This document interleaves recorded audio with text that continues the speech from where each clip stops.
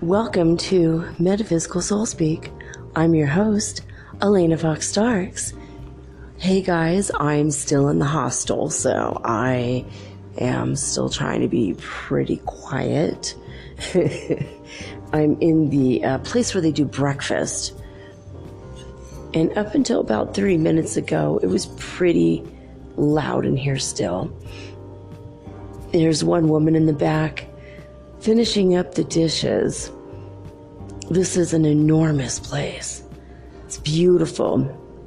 And all of the furnishings are really interesting. Like, I'm looking at 2 couches that were made from pallets, and I'm looking at a coffee table, again made from pallets. And everything here is wood, and it's all like reclaimed, I think, most of it. And when they close up the breakfast area, the kitchen, they put up these huge iron, I don't want to call them gates, but they're like, I don't know, window coverings or something, but they're made from iron. And then they lock in place. And there's like art etched into them, like carved out. And then the name of the hostel, which is Messiah, but not like you would spell Messiah like Jesus is the Messiah, but Messiah, Masaya. I do not know what it means. I think it is a local tribal name. So anyway, I had we had our appointment. We went to the appointment with the government of Ecuador in our ongoing saga to obtain visas. And remember what I was saying yesterday, just trust the universe. Well, last week before we left Cuenca, we only left Cuenca yesterday, but when, about a week ago, I asked my higher guidance to show me a vision of what the person would look like that would be helping us at the desk. And I saw a white and gray area where everything was very pale gray or white or a mix. And I saw a man who was very sweet and very slight, like of build. He wasn't really short, but he was very thin. Just kind of a smaller person, but very sweet. And just this lovely smile. So I get there today thinking I'm going to meet this guy.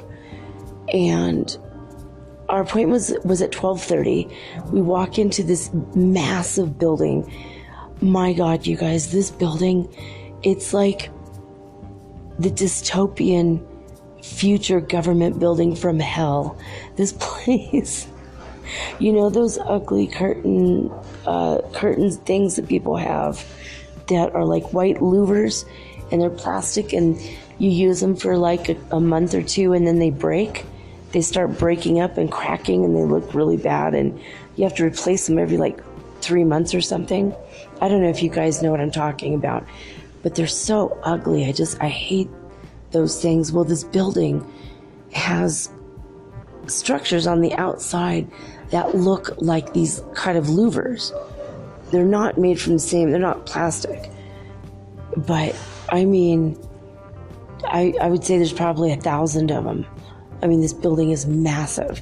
And it's all the way around the whole building.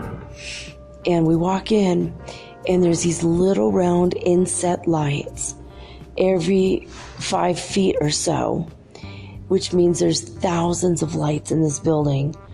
And they're on during the day just as a show of impression.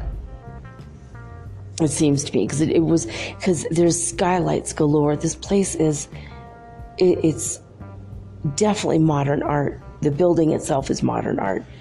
I liked it, but it was so scary to be in there, knowing that in just a few minutes they can basically ruin our lives and we don't know where we're going to go. Or we're going to be illegal if they say no, we don't get the visa. So we're walking in this and we're just looking at each other like kind of scared. My kid and I, we were like, oh man, this place looks like the start. It's like the building they show at the start of every bad movie where the AI take over, where the robots kill all the men and take over the planet. I mean, it's this building was like a sci-fi, futuristic, modern style building. Really creepy. So we walk in, and I would have to say 300 people, the grand majority, 98%, were Venezuelan refugees. And we didn't know where to go, so we kind of walked around like a chicken with a head cut off. Like first for 10 minutes, and then we realized we have to check in 10 minutes before our appointment time, or they can literally deport us from that one thing. So we started looking around. We don't know where to go. There's literally no explanation of where to go. But there is an information desk, so we get in line behind about 100 people. We were pretty scared we were going to miss our appointment time, and that was it. And we got there 4 minutes to spare. And they handed us a ticket, and we said, great. And we went into the office that we were told to go into, and with our ticket. And we went in there, and we waited, and we stood there and waited and waited and waited. And the lady was helping somebody, and she said, oh, okay, give me your ticket, basically. And all of this is in Spanish. So I hand her the ticket, and she says, oh, no, honey, you've got to wait behind 20 people.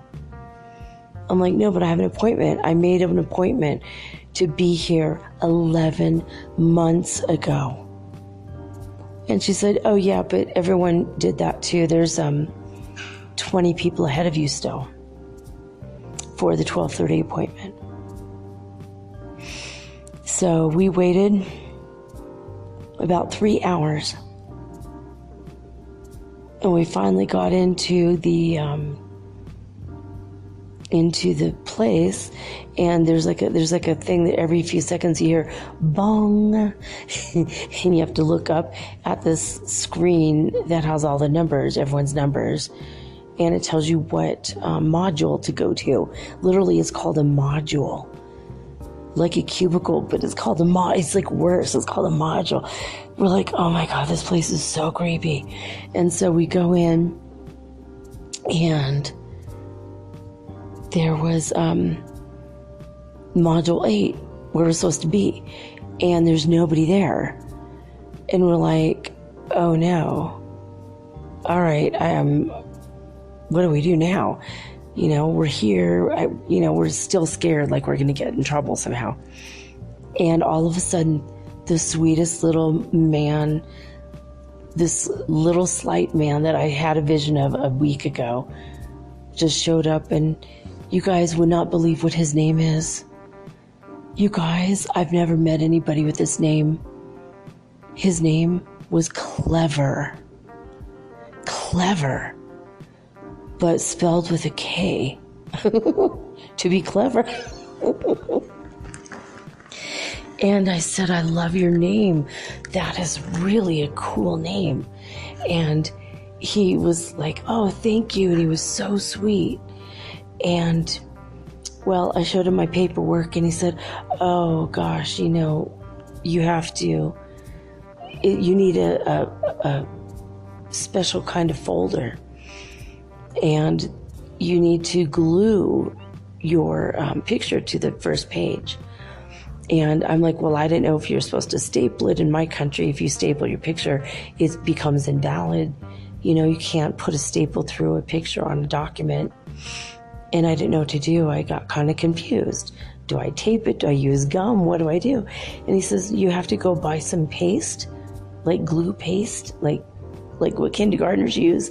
And you have to go get a folder. And I'm like, well, where do I do that? You know? And he goes, oh, it's okay. It's really close or something. And he said, but when you're done, come right back. You don't have to wait in line anymore. Everything will be great. All right, cool. We're going to do that. We start to feel like things are going to look up. Everything's great. And I asked the security guard where the place is, you know, to buy the stuff. So now I have to go outside. I got to go across the street. And I found it really quickly. It was only like $2 for like the 2 folders and the glue stick. And I'm like, this is really cool. I like this. So we, go back in there to give it to the man, but he was busy. And then another woman that I tried to talk to earlier in the day, she said she would help me. And she was so sweet and so kind. And she looked at my paperwork. She goes, oh my God. She's like, do you even have all the right things? I go, yes, I have everything. I just don't know what order to put it in. You guys, I've been working on this paperwork over a year. And it was still so confusing. Just to fill out the main form. If you mess up one letter, they make you fill out the form again. I had to fill out the main form like 6 times. Like when the ink in the pen puts out a little bit too much ink and a part of one of the lines is a little thicker, I have to start over. I mean, talk about bureaucracy.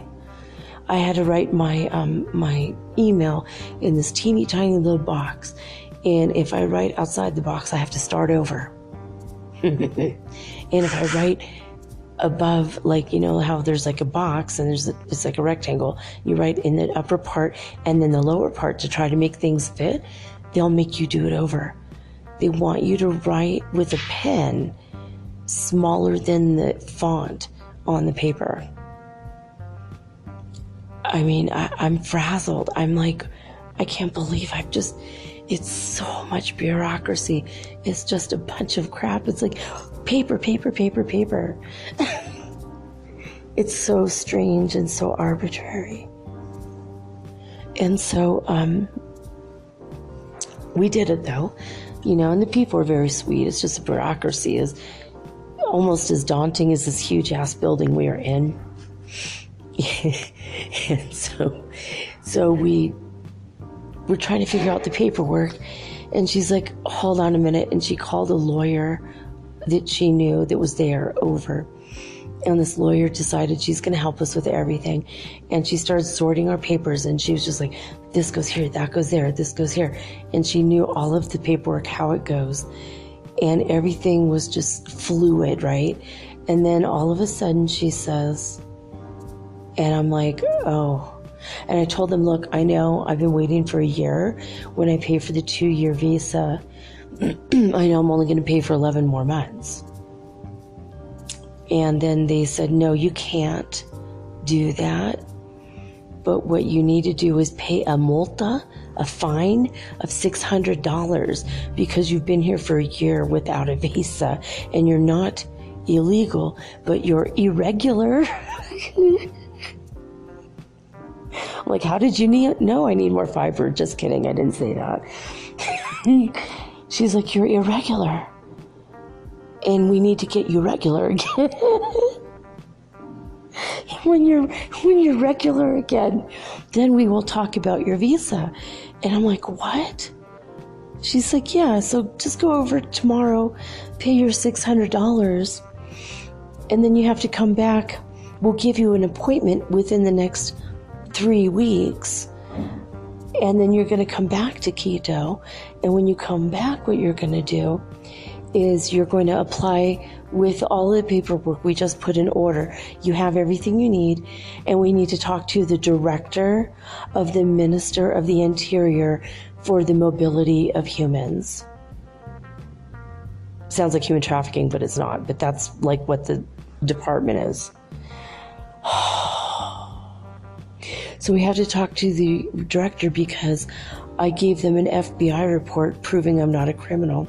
They asked me for a report from my original state, California. And I said, well, that would be all well and good, but I haven't been there in 6 years. So what does it matter? And they're like, oh yeah, well, where have you been? Oh no. I opened up a can of worms, guys. I have to prove that I wasn't a criminal in Colombia. I wasn't a criminal in Peru or in Mexico or in Guatemala or in Detroit. Oh my God. When I see them tomorrow, I'm going to say, can't I just get something from Interpol, International Police, saying that I've never been a criminal anywhere in the world? Would that just be so much easier than paying $150 per page, and everything that you get from each of these places is 3 pages each?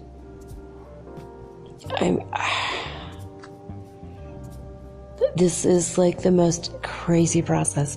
If you guys ever want to move to a foreign country, and if you guys ever want to become naturalized and you want to be a citizen, or you want to even just be a temporary resident for a couple years just because you want to, it's worth it, I think, now to pay the lawyer. I'm doing everything on my own, trying to do a shoestring budget, and it's still really expensive. So I'm going through all this, and at the same time, I was in my bed last night in this hostel, and my God, the beds are so comfortable. And I had to climb up a ladder. It was so ridiculous. And today I got a lower bunk, thank God. But this woman who was in the bunk below me, she was asleep when I got there, and I was very quiet, but it's a very loud, wood floors are super loud here, very squeaky and creaky. And anyway, I was very quiet, and I got to bed, and I had not slept in 2 days, and I snored. I was drooling on my pillow. I don't ever drool. I was drooling on my pillow and snoring probably pretty loud. And this horrible person, I think she's from France, but I'm not sure. She has like a little bit of an accent, but she opened my privacy curtain and took a pen light and put it right in front of my eye and turned it on, which immediately seized up my whole body. I went into body spasms, and I had a migraine headache for 3.5 freaking hours before my appointment, which explains why I was so frazzled when I went into this huge dystopian building. And then all night long, she played games. Like, she would buzz her phone every 5 minutes for like 2 or 3 hours. Then after that, she turned on her light, and then she had a light that she shone through the slats of the bed up towards me. And I was just like, you could play that game too. So I turned on my light, put the covers over my head, and continued to snore. And then she got up and started knocking really loud on the side of the bed. And yeah, I do snore, but you know what? When that's a chance you've got to take, that there's going to be people making noise and snoring in a room full of 8 people. That's what a hostel is all about. You have to be able to go through that, like it's just part of it. I mean, I've had nights where I've had people in the room snoring louder than me, and I was just grateful to know that they were sleeping. I was just glad for them. And so this woman not only held a grudge against me the whole frickin' day, like from the morning on until the very late in the night, I had been in my other bed and I had my privacy curtain up on the complete opposite side of the room as this person, because I wanted to get away from her. You know, she was really mean. She was a bully. So I went and I was laying in the bed, and I was going to take a half-hour nap before recording the show for you guys. Wanted to be a little fresh for the show. And she went ahead and she said, "Is there anybody in here? Is there anybody in here?" And obviously I'm not going to say anything because I want to hear what the hell she's going to say. So what did she do? She started talking smack about me and started telling the 3 people that were in the room that if I snore, all they need to do is shine a light in my face, in my eye specifically, to go ahead and open. So she's giving strangers permission to violate my privacy. I mean, do I sleep naked behind the privacy curtain? You see how bad this is. So she was telling strangers to violate my privacy. She was telling them to physically hurt me just because my snoring is, quote, annoying. It's like, you know what? When somebody is asleep, they don't know what they're doing. They're asleep. Whole frickin' meaning of sleep. But when somebody is like knowingly going to sleep in a room, knowing that every little noise is going to distract and awaken them, they either need to A, don't ever stay in hostels, B, don't ever stay in the dorms, get a private room, or C, buy earbuds or headphones or earplugs. It's pretty freaking obvious what you need to do. Usually when people are in a room with a snorer, they will go out the next morning first thing and buy earplugs. So, you know, I couldn't help. I couldn't help it. I hadn't slept in 2 days, and now I haven't slept in 3 days because of this. So, I'm frazzled. I don't have my visa. My son and I decided we're just going to freaking go. We're going to try to go to the airport and get a flight tomorrow and just go home. We're going to go pay the government and get our appointment, of course. So we have 2 stops to make in the morning and then just go to the airport and try to get the hell out of here. And I can't believe it. It's a solstice, you know, but now I got to pay $600 more than I expected. All the fees and fines and crap I have to pay literally is my entire salary for 1 month. And next month I've got to pay my house taxes in Detroit. And I can't leave this country because then I won't be welcome back for 2 years, if ever. So while I'm going through the visa process, I have to stay. I can't just go sell my house in Detroit. So I'm just, oh my God, you guys, my life is crazy.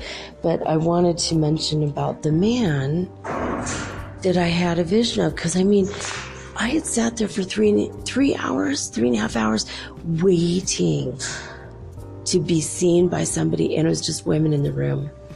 Women. And the second I get in there, here comes the man that I saw in my vision. Remember what I was saying yesterday about trust in the universe? Trust in the universe. You know, and then sometimes the universe throws you bullies, and I guess it's up to you to see what to do. And I wasn't going to say anything. I just thought, well, she must have been intelligent and gone to get earplugs, and oh crap, maybe I need earbuds and listen to music instead tonight. Something, you know. So instead of being intelligent, she went around being a bully, telling everyone to bully me, she's a stranger telling other strangers to bully a stranger. I mean, she's less than half my age.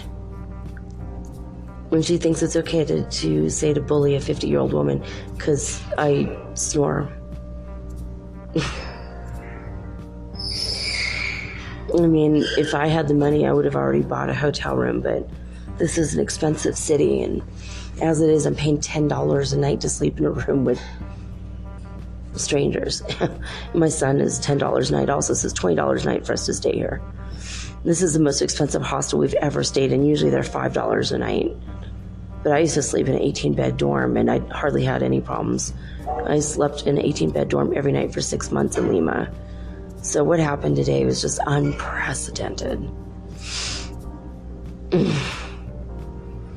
But I think I did tell you guys last week that during the full moon we were going to have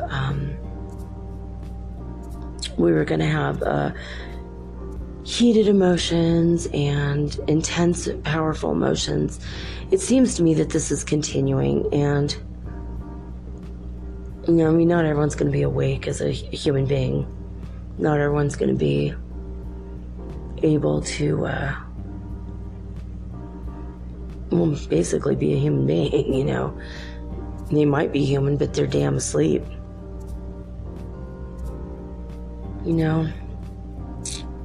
So I don't know, so I'm going through, so why my show is not going to be the best one, maybe, but I complained to the front desk, if you want to kick her out, I'd be happy to see her go. I told them, I'm like, it's not okay. She needs to be told it's not okay to put her head inside of somebody's privacy curtain.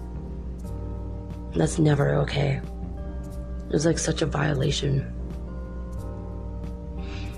And the fact that a woman can do that to another woman, even, I guess that doesn't even matter. That's maybe sexist, just the fact that anyone can do that to anyone else. So lame.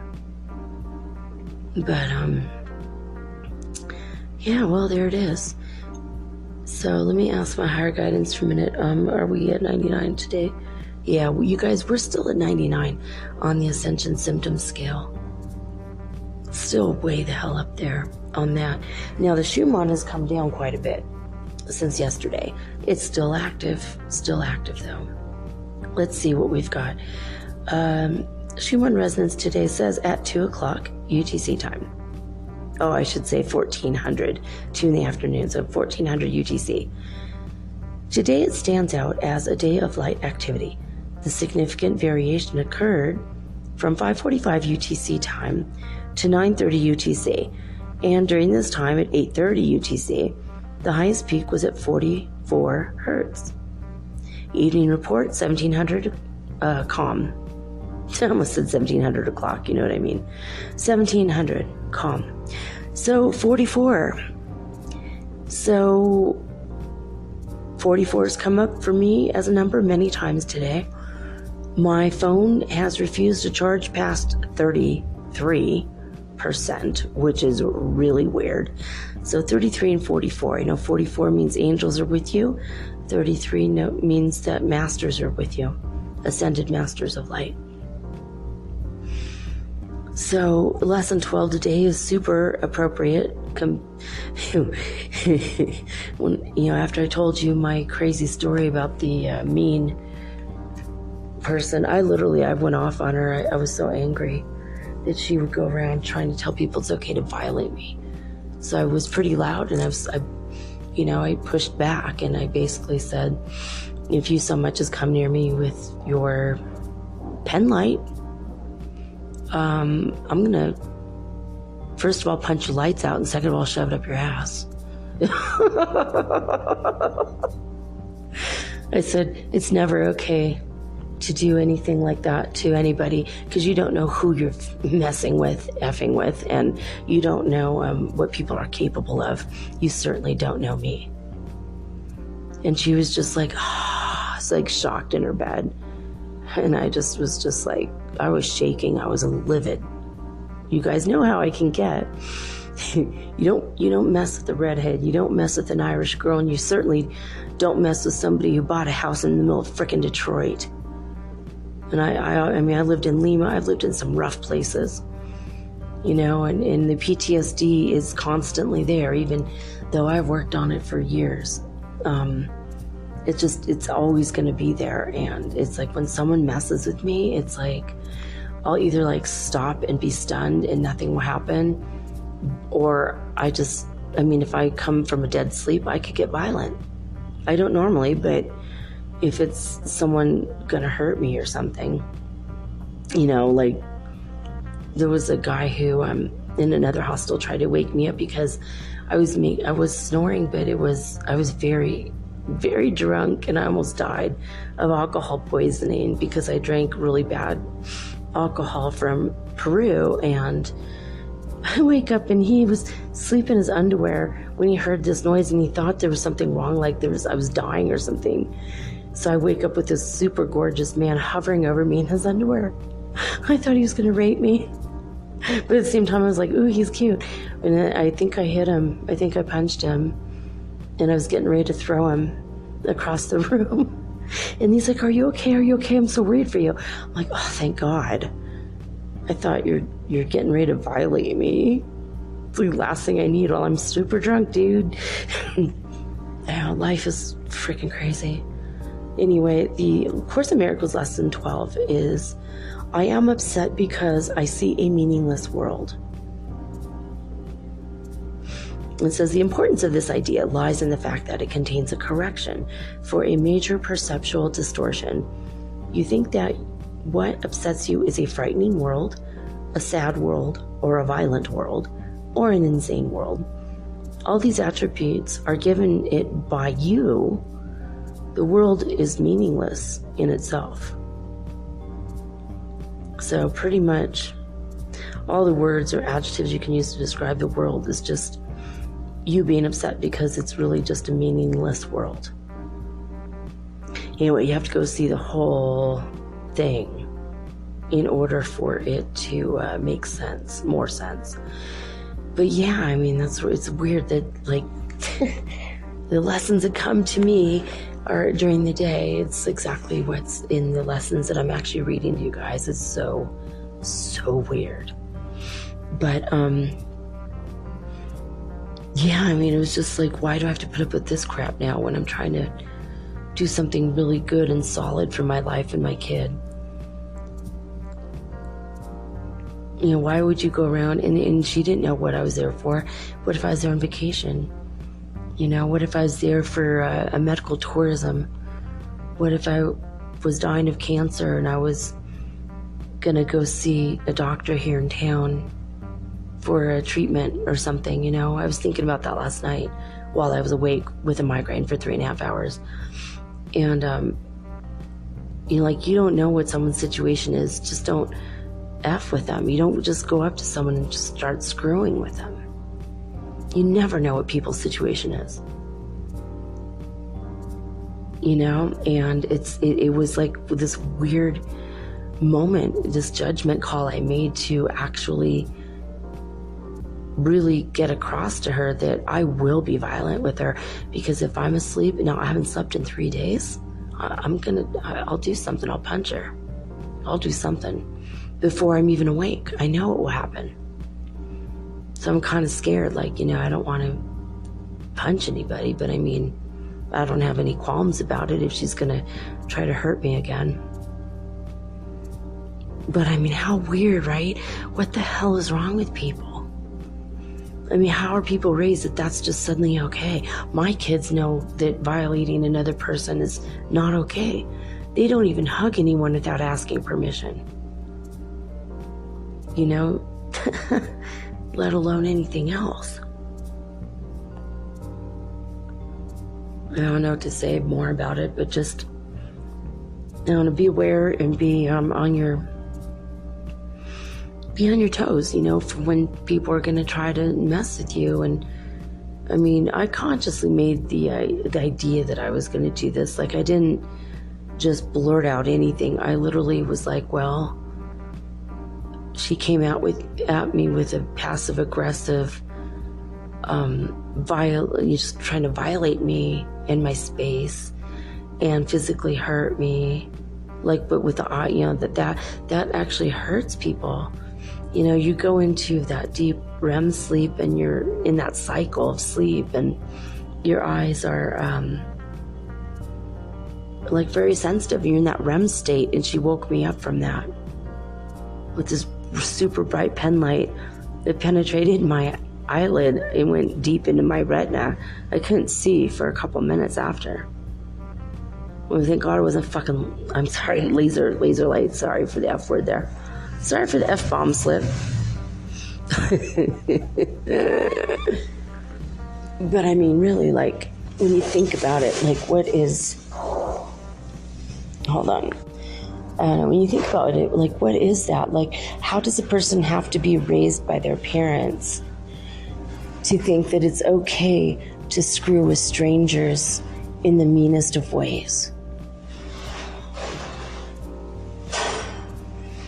So anyway, I don't know what I'm going to find when I go back in the room. I haven't been in the room in 2 hours. I should have been asleep already. I'm exhausted. I'm in keto, and keto is, I don't know, like 9,000 or 10,000 feet above sea level. I'm used to being at like 8,000 feet above sea level. I'm having a hard time breathing. Asthma hasn't been terrible, but I'm like winded a lot. It's hard for me to breathe, and I've been kind of goofy mentally because I haven't had sleep for 3 days, and then the altitude also does that to me as well. And my kid's like, Mom, I need you to get your brain checked out the minute we get back home. And I'm like, yeah, I know, but I was goofy the last couple times we were like at 12,000 feet and 10,000 feet. Like, we've been in super high places above sea level, and I was kind of dingy, you know. It kind of affects you when you don't have oxygen to the brain. Go figure. Anyway, I have a little, kind of a maybe quick little talk. I'm going to go for a moment and let my,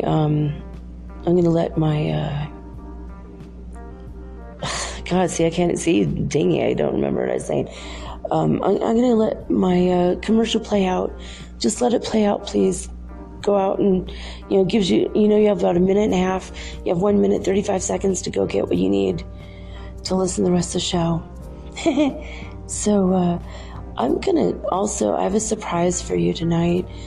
There was two men came, and they are from Cuba, and they played music. They played Cubano music. Well, only when I asked them to, they did. But before that, they were playing Peruvian music and Ecuadorian music. And then and they're really good. And then they played American music because there was Americans here tonight. So they tried to sing their best in English. And it was really adorable because this one guy did not know all the words. So I kind of flubbed through it a little bit. But it was very sweet. And at the end of my commercial, I'm going to play, that's weird. I did turn those off, notifications. Here we go again with that. But I'm going to play for you guys a song that he sang, Stand By Me, but with his Cubano accent. And he had this enormous, it looked like a guitar, but it was enormous, and the back was like rounded. So it's got a really deep, rich sound. I hope you guys like it.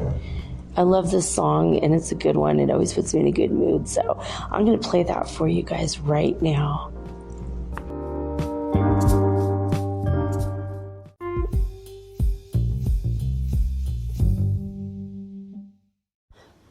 If you're listening to this, you obviously like podcasts, and you probably like music too. Long walks on the beach, romantic dancing under the stars, and oh wait, we're not doing that right now. On Spotify, you can listen to all of that in one place for free, and you don't even need a premium account, which is cool. Free is always good.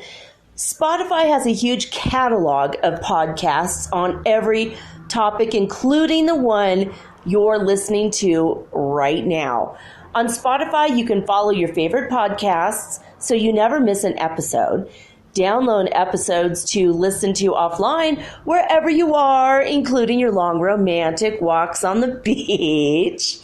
Also, one thing I love about Spotify is that you can easily share what you're listening to with your friends via Spotify's integrations with the social platforms like Instagram. So that makes it really, really versatile. Just search for Metaphysical Soul Speak on the Spotify app or browse podcasts in the Your Library tab. And follow me, of course, don't forget, so that you'll never again miss an episode of Metaphysical Soul Speak. Spotify is the world's leading music streaming service, and now it can be your go-to for podcasts too. Thank you guys so much for supporting Metaphysical Soul Speak on Spotify.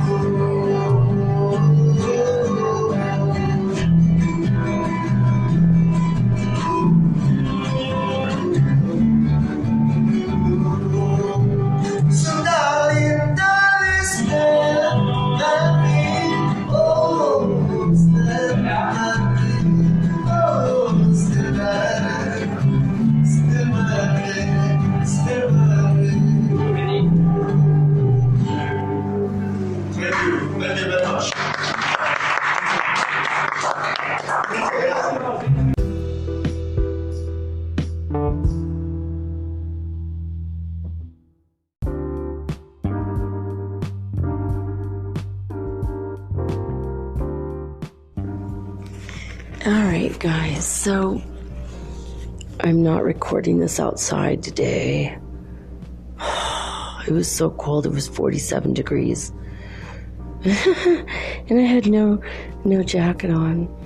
Now I'm inside the breakfast area, of which I mentioned earlier, and I'm a lot warmer. But I've found myself over the past 3 days flirting with women. I never do that. I've been having dreams that I have girlfriends. It's so crazy. I don't know if that's a part of myself that's healing. Years ago, I was very much into somebody. I was dating a woman, and she really hurt me. And I don't know. I couldn't. She hurt me because she went back to her boyfriend who was physically abusing her. And it hurt me because why would she choose that over me? You know, like, it's fine if she wanted to find a man and have a baby. If that was what her thing was, that's fine. But it really upset me, you know, for years. I just couldn't date women after that. It was just one weird thing after another. And, and if you're a guy, you're out there shaking your head going, yep, I know. But that's not always just because someone's a woman, but it was just my perception. You know, the whole world is meaningless. I'm upset because I see a meaningless world. So, and then I thought, and I told my son, I'm like, do you think it's just that I'm like super lonely, and now I'm like, now that we can legally marry a woman in this country, that the women can marry women and men can marry men, that maybe I'm just suddenly opening up to the idea, or it's because I'm super lonely and I know I just doubled my opportunity. And he's like, I don't know. What do you think it is? And then I'm like, wait a minute, look at the people I flirted with. So the first person I flirted with she flirted with me first, and then I flirted back, which was weird. I never do that. But it was this woman in the airport, and she was just, I think I said this, mentioned her yesterday. But I think what was really attractive about her, thinking now an extra day about it, is that she is doing what she loves. She is following her passion. And that made her have the most beautiful, amazing, sparkling personality. And it just made me feel so comfortable to be who I am at my core, which is kind of a happy-go-lucky, beautiful, loving, positive human being. Provided no one shines a damn light in my eye. But that was the first thing. And then I went upstairs and with my son, and we had this meal from this couple that we had eaten in their restaurant a couple times before. And they're very sweet people. And they didn't remember us because they see hundreds of people every week, so that was okay. They didn't know us, but very sweet people. And they were just they saw us come in and sit down, and they ran over with menus. And where we sat it was like an open area for like 3 or 4 different restaurants. But they ran over to us because they saw us look in their direction. And they were so happy. They could not wait to serve us. And it's like for $3.50, no, $3.90, you get scrambled eggs with cheese and bacon or ham, unless you say you don't want it, the ham or bacon. And also toast, they call it toast, but it's really a grilled cheese sandwich. I love that in Ecuador, toast is really a grilled cheese sandwich. That's so special. It shocked me the first time. I'm like, why? I didn't order a grilled cheese sandwich. They're like, yeah, that's tostada. I'm like, what? That's what you call toast here? Oh my God, I love this country. Probably gonna gain weight here, but I love this country. So then they bring this huge thing of juice and this huge plate of like 3 eggs. I mean, it's huge for $3.90. It's an excellent price. And then they bring you jelly if you want it for your toast, with grilled cheese sandwich. And then they give you, oh gosh, what else? It's like 2 plates of food and coffee. And if you say you want milk in your coffee, they heat the milk up and give you a cup of hot milk. And then you have the instant coffee, which is not terribly good, but it's nice because you can make it as strong as you want. And then they give you tree tomato juice. I don't know if you guys have ever heard of tree tomatoes, but they look like tomatoes and they grow on trees, and they're very citrusy tasting, and it's very good. And the juice, when they blend it together, it's like it's an incredibly beautiful red-orange color. It's like you almost don't want to drink it because it's so beautiful, but you want to drink it cold because it tastes good. I mean, it's a big thing in Latin America where they just put in a blender the fruit and water, or fruit and milk. A surtido is water and a bastido is with milk. So this amazing meal, and they're just so happy. And when I was finished, they ran over and got the tray and asked if everything was okay. But it's the way that they serve you, like they're so happy. They're so happy, like they're doing what they know they're meant to do. And that's what keeps customers coming back. Even if they don't remember the customers, that's what makes people want to go back to see them. And it makes them kind of like bright, like a shining star inside. And it attracts more people to them, and that's how success is created. when you're following your passion, the money, do what you love, the money will follow. My friend Melanie told me that years ago. And it's never left my mind. It's always like every few days I think about this. This is the first time in my life that I found something that I love to do every single day consistently. I don't know that I've ever done anything in my life for more than 3 months. I have been doing my podcast over 6 months now. I mean, I've like held jobs for years on end, but I mean, as far as following my passion, sticking with it, and believing in myself and believing in my ability to do it, but it's more about doing what you love, and I love this. So I just feel like I'm compelled. I'm like, I haven't slept in 3 days. I'm in a hostel. I'm like not in the best environment to do this, and I'm still going to do this for you guys because it's what I love. I can't stop. I'll be exhausted and I can't sleep at night. I'm still thinking about what my next show is going to be or what other shows I can do. I'll wake up in the morning. First thing I do is I check my numbers. How many of you would listen to my show last night? I'm so excited. I want you guys to be excited too, So I think that success is when you do something that you love, it ignites like an inner fire. You have like this passion in your eyes, and it's almost like a fire that's a new kind of fire burning inside of you. And you feel compelled.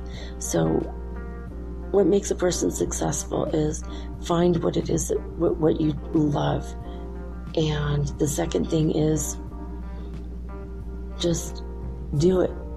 And if it's something that you can do every day without complaint, if you're looking for a job for the money factor, you're not going to last long in that job.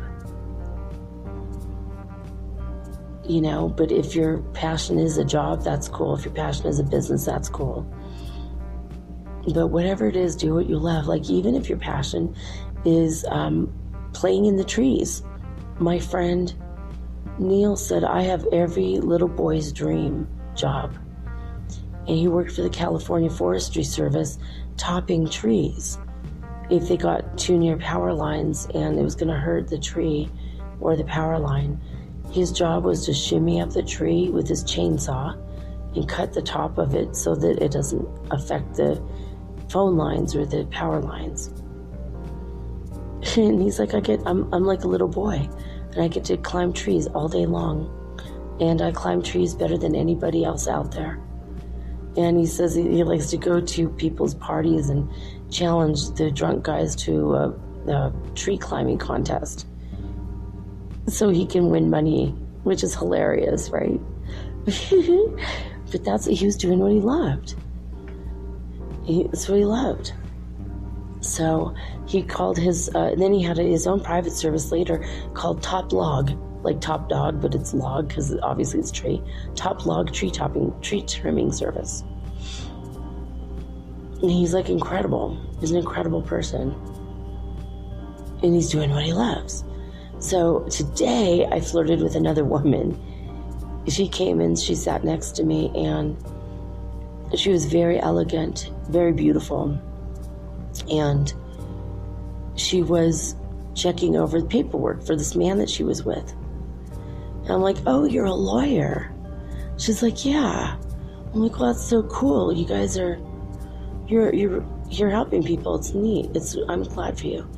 And she was filling out the paperwork, and she works here in Quito, and she's very sweet.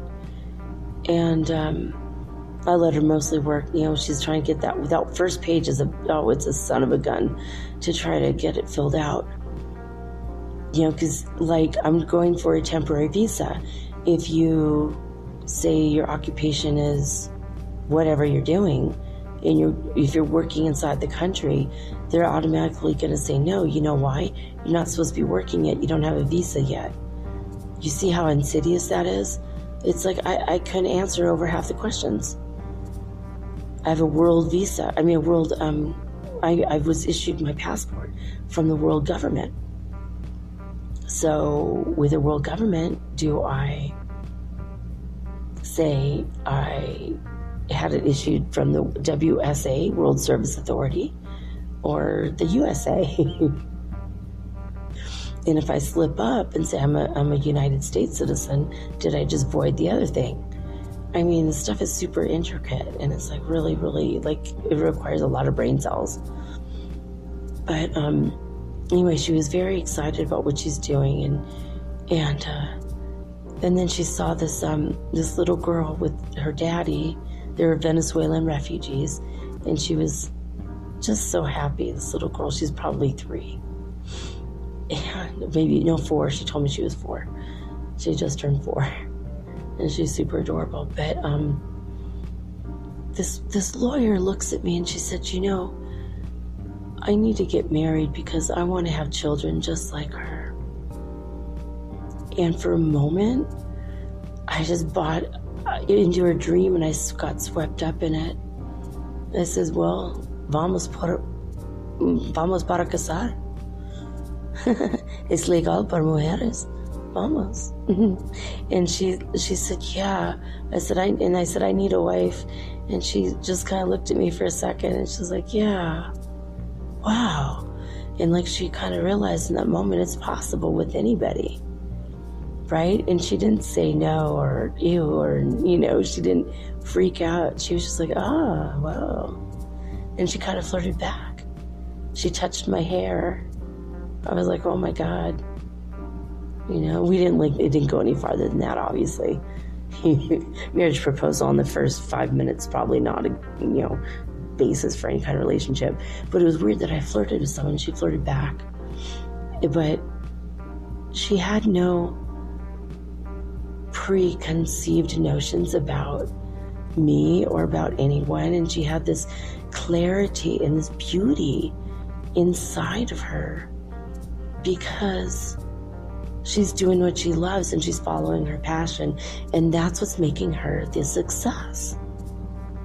And I saw it, and when she just opened up to me like that about her dream of having children, I want to marry and have children, she wasn't snide or rude about it, or men are such this or men are that, or she didn't have preconceived notions about any part of the game of life at all. She was just pure. She came from a place of complete clarity. Like it was almost like a longing of her soul. And I felt like I got caught up in it. I got swept up in it. I'm like, I'll marry you, If you want kids that bad, I'll marry you. I'm like, I need a wife. I need to stay in the country. And then she laughed. She thought it was funny, but there was something about it like, wow. Like, I sparked something in her. I know I did. I'm not saying she's going to go off and marry a woman or something, but I feel like she's really in touch with her soul, what her passion is. And I know that she's going to be successful in that as well as her job. I mean, this paperwork stuff is super stressful, and her client was stressed out, and she says, she's telling him, tranquila, yeah? Like, relax already, it's okay. And she kind of gave him she kind of cleansed his aura with her hands, and then she kind of gave him a little shoulder massage. And she was so happy. Just happy. She's where she needs to be. And I think that's a part of it. Do what you love, the money will follow. I think it's true. I mean, I'm making more than $1 a day now. But I think in a couple of months or in a year, when my money dwindles down and I'm done with the government money, I have a feeling that I'm going to be able to support myself with this. Because I don't ever want to stop my podcast. But another thing is that I noticed about all of these people is that they're so peaceful. There's a man that works in the restaurant and bar here at night, and he was just so happy.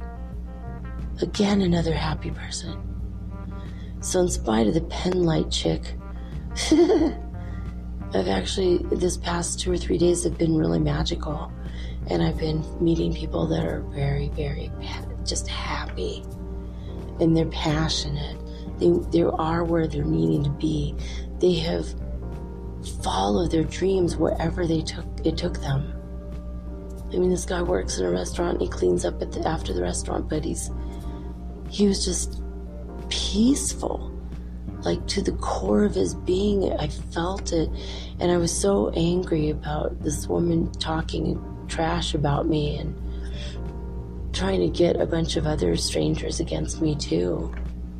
I mean, God, back in the olden days, she'd be the one lighting all the torches that they run up to someone's house to burn their house down with the torches. She'd be the one providing the damn fuel for the lighter. You know? Or match, I don't know what they did back then. But, and he said to me, it's always a choice. You don't have to react to anybody's stuff. It's their stuff. I'm like, darn it, you're right. That's something I should have not done, but it wasn't reactionary, knee-jerk. It was, I literally waited for like 30, 40 minutes before I made the heavy decision to actually react in the way that I did. I mean, if she walks away scared and she's scared for a week or two, maybe she's not going to be such a jerk to the next person.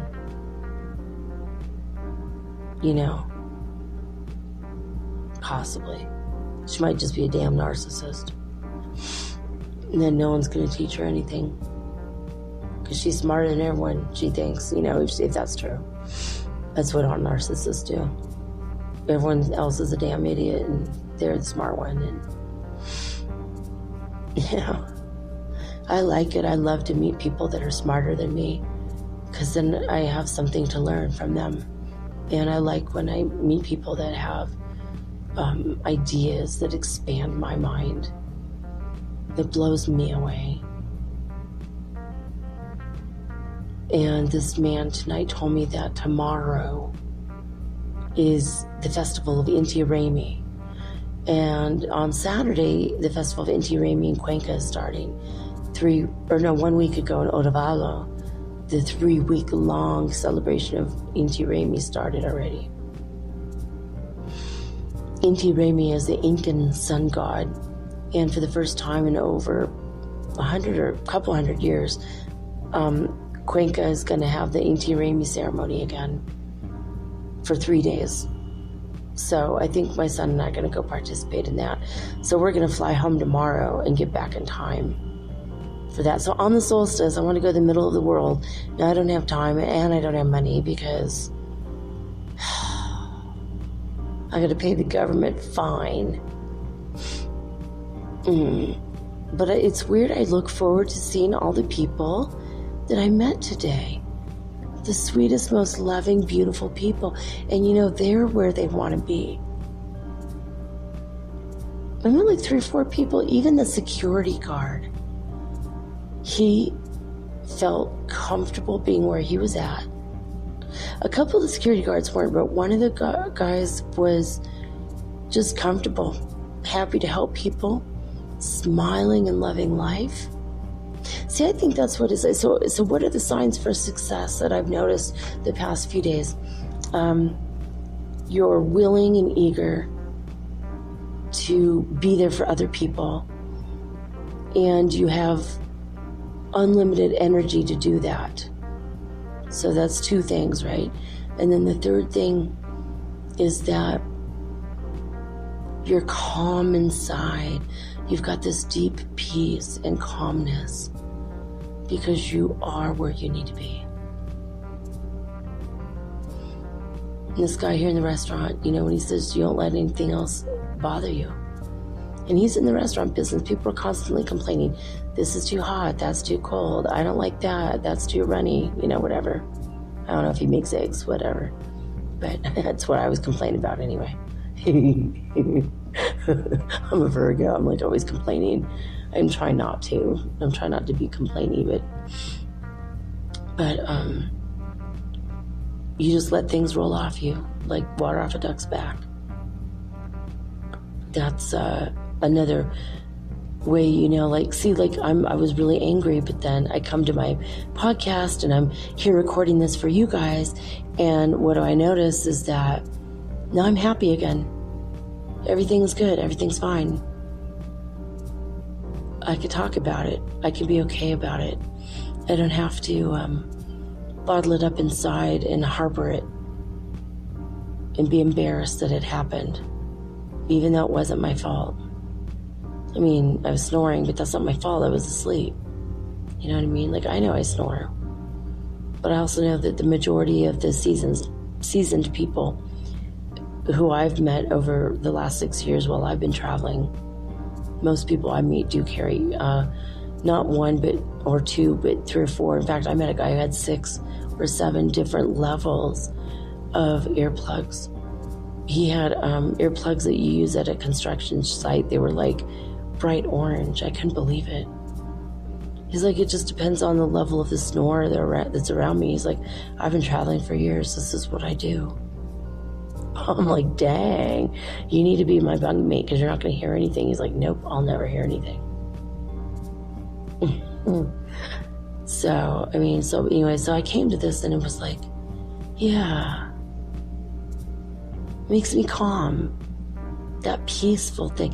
And I've noticed millionaires that I've met over the years have that strange, calm sense about them too.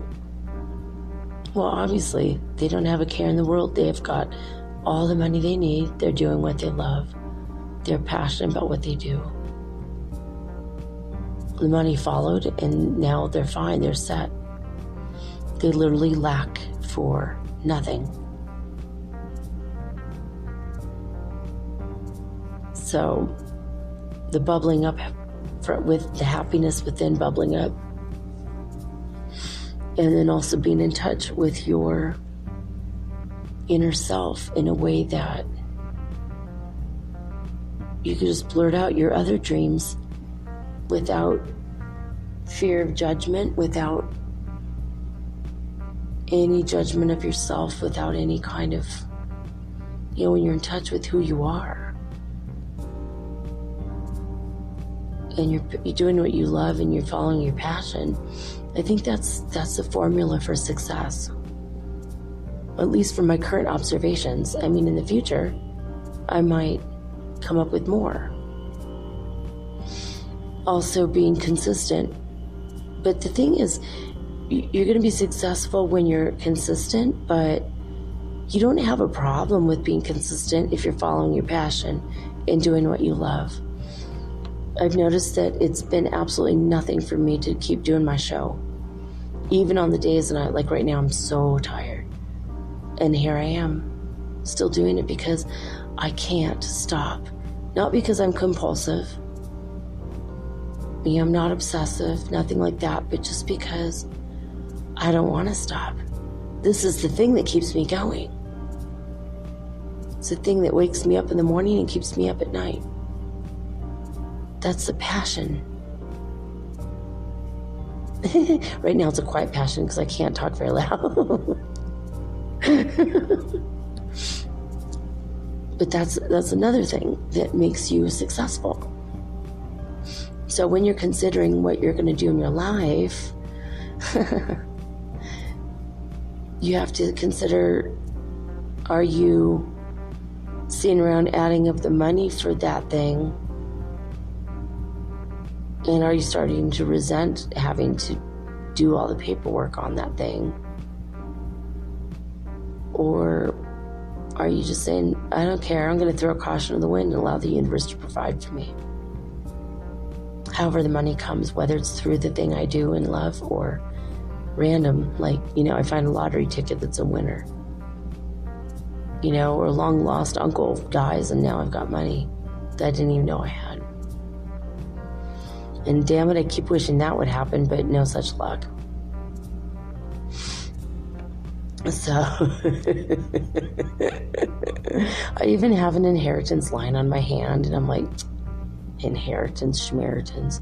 I guess technically it's not really an inheritance, but the money I'm using to raise my son was money my husband was making. And because he died and had a kid, or kids, 2 kids, the government pays for me to raise them until they're adults. So, is that an inheritance? Not really. If he had had anything to say about it, he would have made sure I'd never got it. I mean, I'm sure of it. He divorced me and told everyone in town I was a bad mom. Even though I had letters from 20 people to prove that I was a good mom. People that knew me, directly knew my kids, saw us interacting.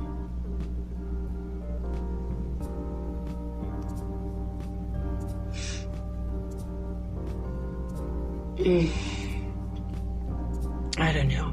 What else? What else makes you successful? I mean, this stuff is off the top of my head. I don't have my notebook with me.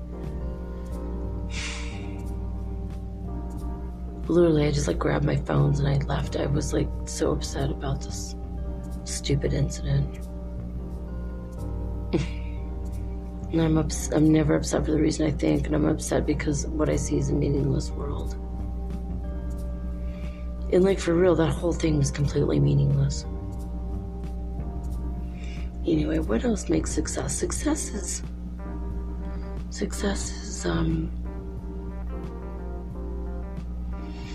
it's not always measured with money. I mean, sometimes it's measured in the quality of your friendships. And success is sometimes measured in just the amount of joy that you carry inside you all day long. You know, if you take 2 days off of the thing that you love, are you still thinking about the thing that you love? If you're not, it might not be the thing that you really love. It might be a thing that you like. That's another measure of where success is going to happen, basically. I mean, if I was going to say what is a measure of success, well, sure, fancy cars and nice homes and, owning an island and owning a small village in Europe. I always thought that'd be cool. You could actually buy one for not very much money, actually. My kids and I were thinking, my oldest and I especially were thinking about how cool it'd be to have an artist community over in Madrid, on the outskirts of Madrid in a medieval village. We would certainly be passionate about that. Growing our own food, having a self-sustaining, all of our resources would be self-sustaining, and we were going to hire one village idiot. There can only be one village idiot per month. The village idiot is a person who does not work and gets fed and clothed and housed for free. But he also has to be entertaining as hell. That was part of our thing. We always laughed about that. And then we asked my youngest son, do you want to be our village idiot? That he got so offended. We're we're not really calling you an idiot. We're just saying that the village idiot has it made, you can sit around and eat all you want and just be funny and entertaining. And then after a month, we'll kick you out. You can still live with us, but you have to work. And then we'll find another village idiot, so everyone gets a turn being a village idiot.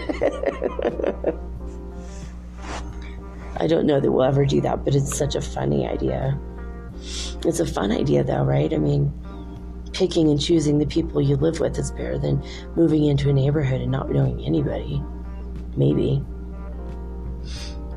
And we were going to have a fight room. We were going to call it the fight club room. If anyone has a dispute, they have to duke it out, and we'll teach them how to box and put them in a ring. The rest of us will make popcorn and watch until they hug it out, and then they're fine. But I mean, most people will measure success with tangible material objects or money in the bank, peace of mind, security. But I guess this level of success that I'm talking about is like, maybe when your higher self or your soul is most aligned with who you've become.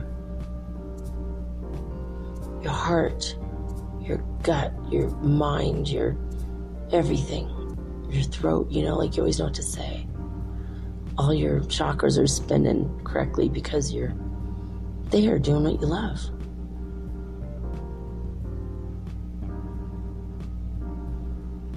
I have a feeling that that's going to be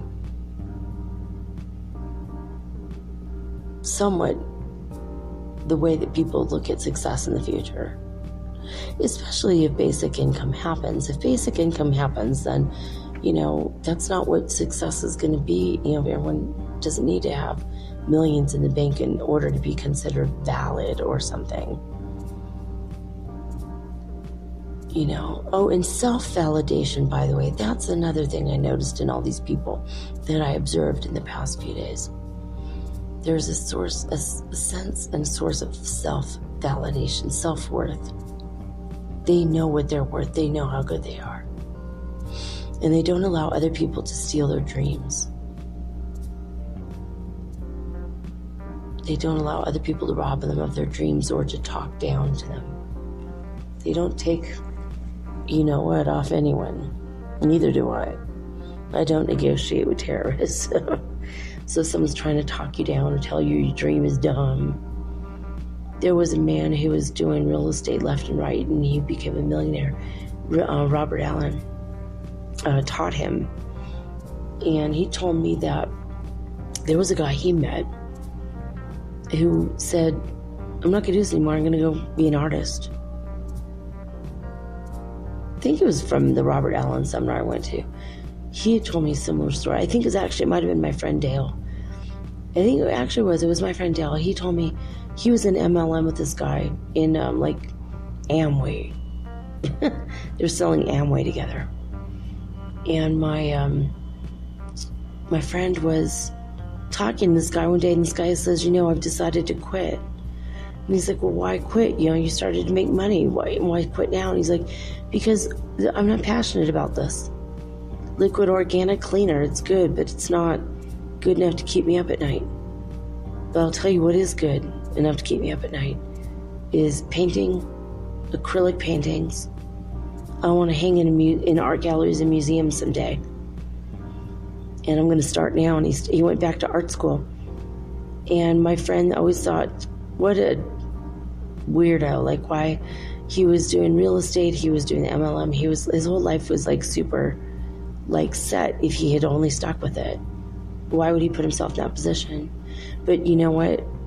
2.5 to 3 years later, this guy was making a full-time living and became a millionaire at being an artist, fulfilling what his soul craved for him to do. If you have a craving to be a singer and you don't know anything about singing and your voice isn't all that good, you can take lessons, you can see a voice coach. Whatever it is, if your dream is to be a world-class surfer and you've never set foot in the water, you got to go take lessons, see where you're at. Sometimes those kind of dreams are just ideas. They're not actual dreams. They might be good ideas or wonderful ideas, but they're not always the dreams. So you got to find your dream, your passion, the one thing that makes you it's like you feel like you're burning up inside. You can't unless you could do it right this minute. That's how I feel about this podcast, actually. It's like I'm chomping at the bit to get to it every night. I can't wait to do it. That's a huge part of being in the flow of what your passion and your success is. And pretty quickly the money will follow you. It takes a while to build it up. Ralph Smart said it took him, I think, a year before he's making $1,000 a month, and then took him a couple more years. I think he's been at it for 5 years. He's a millionaire now. just doing YouTube videos, nothing else. And before that, he was a psychologist, and he loved psychology, but he hated being a psychologist. So in a way, he's like now like a video coach. Ralph's smart. He's excellent. You should check him out. So, I mean, I have a degree in psychology, but I've decided to use it in different ways. And I'm very happy about that. Anyway, guys, I love you very much. I am falling asleep. I'm fading fast. So I'm going to sign off with peace and love and joy and success and following your dreams and passion. And, of course, always the high vibes of the holy fifth dimension. Until next time, guys, peace.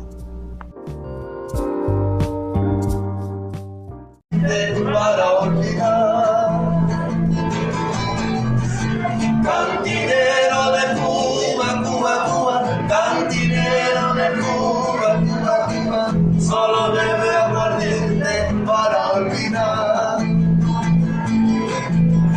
Cuando va para el puerto, siempre se asoma, esperando el mensaje de una paloma. El matiz de los vientos más marineros que echaron las olas de aquel velero. Cantinero de Cuba, Cuba, Cuba, cantinero de Cuba, Cuba, Cuba, solo bebe aguardiente para olvidar. ¡Díselo! Cantinero de Cuba, Cuba, Cuba, cantinero de Cuba, Cuba, Cuba, solo bebe aguardiente para olvidar. Hoy me quiero emborrachar, necesito ser amado para olvidar un pasado que yo no puedo olvidar. Si yo quisiera cantar, pero las penas me ahogan, necesito verla sola y no la puedo olvidar. Cantinero de Cuba, Cuba, Cuba, cantinero de Cuba, Cuba, Cuba, solo bebe aguardiente para olvidar. ¡Díselo! Cantinero de Cuba, Cuba, Cuba, cantinero de Cuba, Cuba, Cuba, solo bebe aguardiente para olvidar. Gracias. Cantinero de Cuba.